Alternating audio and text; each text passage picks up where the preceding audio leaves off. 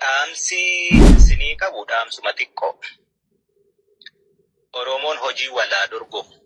Arrabaa waliin dorgomiin. Mataa gadi qabaddaa hojjedhaa. Mul'atu namaa gatii hin qabu. Waraanni bilisummaa Oromoo waan barbaadu beeka. Gaaffii sabaati harkaa qaba. Waraanicha egaa kallattii baay'eetiin akkinni waraana hin taane ka godhu waan baay'ee jira.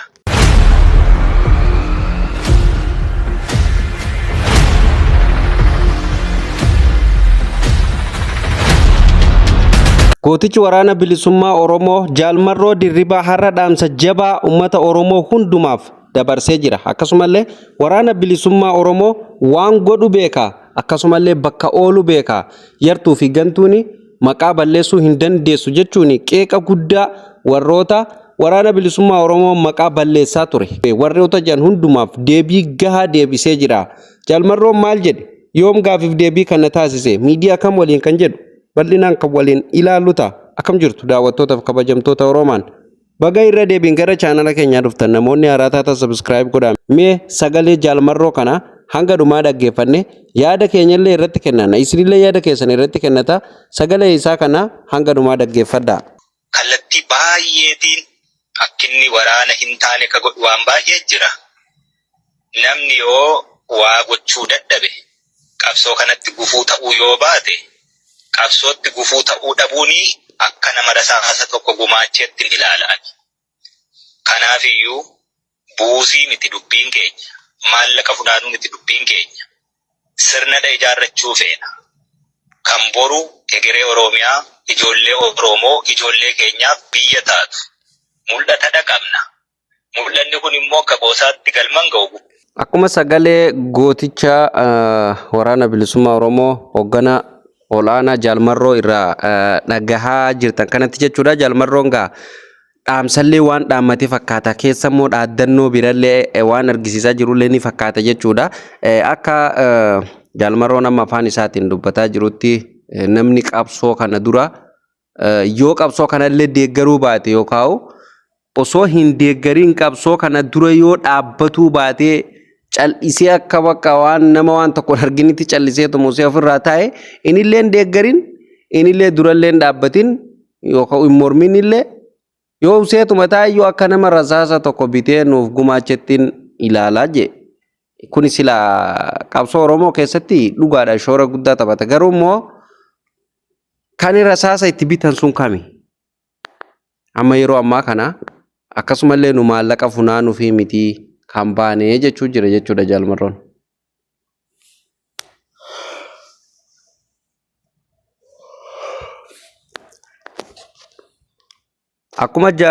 Akkuma sagalee Jaalmarroo irraa dhagaa jirtan jechuudha daawwattoota keenya marroon gaa yeroo ammaa kana mootummaan kan wal mormaa jira mootummaa biyya bulchuu wal dura dhaabbatanii kan wal mormaa jiran dhiyeenya kanaaf jechuudha hedduu gara Arsiitii fi akkasumallee naannoo adda addaa keessatti jechuudha karaa baha Oromiyaa fa'aa keessatti baay'inaan jechuudha waraanni bilisummaa Oromoo Oromiyaa keessa faca'ee akka ibiddatti waraana mootummaatiin wal dura dhaabbatuutu argama jechuudha.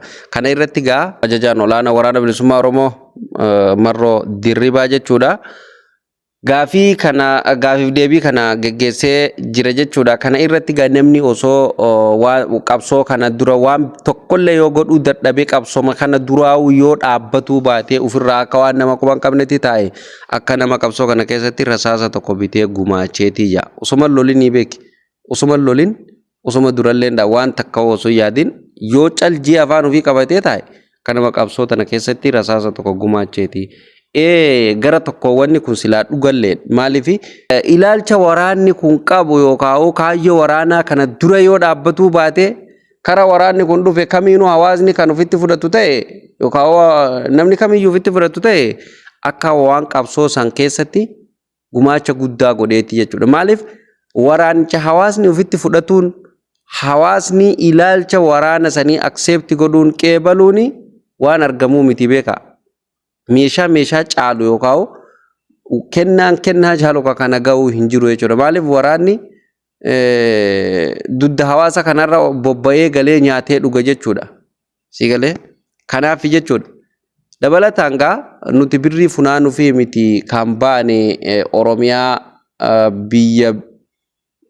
biyya taate akkasumallee ijoollee teenyaaf biyya bilisoomte taate ijaaruu barbaannaa jechuu jirra. Gaamarroon akkuma sagalee isarraa dhageessan anaa miti kan jedhe itti gaafatamaa waraana bilisummaa Oromoo Marroo Dirribaati. Hanka jedhu yeroo silaa amma filannooleen geggeeffamtee xumuramtee ummanni baramma ija akka itti achi deebisee eegaa jiru yoomuma waraana bilisummaa Oromoo kunii fi mootummaan kun waliigalee tokkomti jalaa laafee waliigalee nageenyi nu bu'aa kan eegu jira. Isaan immoo ammallee bara tarillee waluma dhaaddatan baranallee waluma dhaaddatan yaa Rabbi nagaa nu buuseeti. Maal jechuudha hawaasuma kanatu gidduu kanatti qoy amma waraanni bilisummaa Oromoo naannoo Wallaggaatii fi Arsii fi akkasumallee Harargee keessa socho'aa jiru kunilleeni dhugaa yoo dubbanne ilmaanuma Oromooti beeka. Ilmaanuma Oromooti. Kan immoo lolaa jirulleen ilmaanuma Oromooti. Kan gidduutti immoo miidhamaa jirulleen ilmaanuma Oromooti. Sigalee amma bar naannoo Amaaraa yoo fudhanne faannoon jiraa miti. Tigraay keessallee yoo fudhanne bar jira waraanni akkasumatti jira. Garuu Tigraay keessatti hundi hawaasaa fi kan lafa jiru hundi waliigaleeti mootummaa kana dura dhaabbatee oolollee ofirraa lola. Qaama isaaniitii miti akkuma nu kalee gaafa wayyaanni lolaa turreetii jechuudha. Naannoo Amaarallee yoo fudhanne kanuma. Qaamni isaan ofirraa eegan qaama tokkicha mootummaati. Hawaasnis hawaasaa fi faannoon tokkoma jechuudha. Maaliif ijoollee isaaniitti isaanuma keessa baay'atee sabni biraallee keessa hin jiru. Amma waraanni bilisummaa Oromoo mootummaa ofirraa qolata.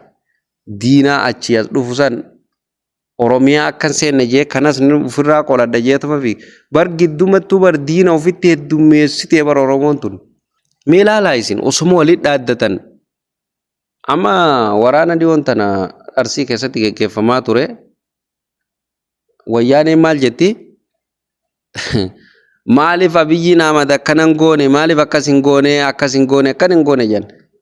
Ufii marzii isaanii isa waan facaasanii Oromiyaa guutuu keessa facaasaniiti. Abiyyiin Ahmad gaafa bara Abiyyiin asii ka'ee achi dhaqee waan tokko ta'e waan tokko jee yookaan agartee waraana garasitti ajajjee bara Abiyyiin akkanatti uummata Arsii lafarraa fixee jedhanii ammallee bifa haarayaan waan biraa lafaa kaasuuf deemanii jechuudha. Sigalee siyaasaa isaanii. Amma uummanni Oromoo qaama meeqa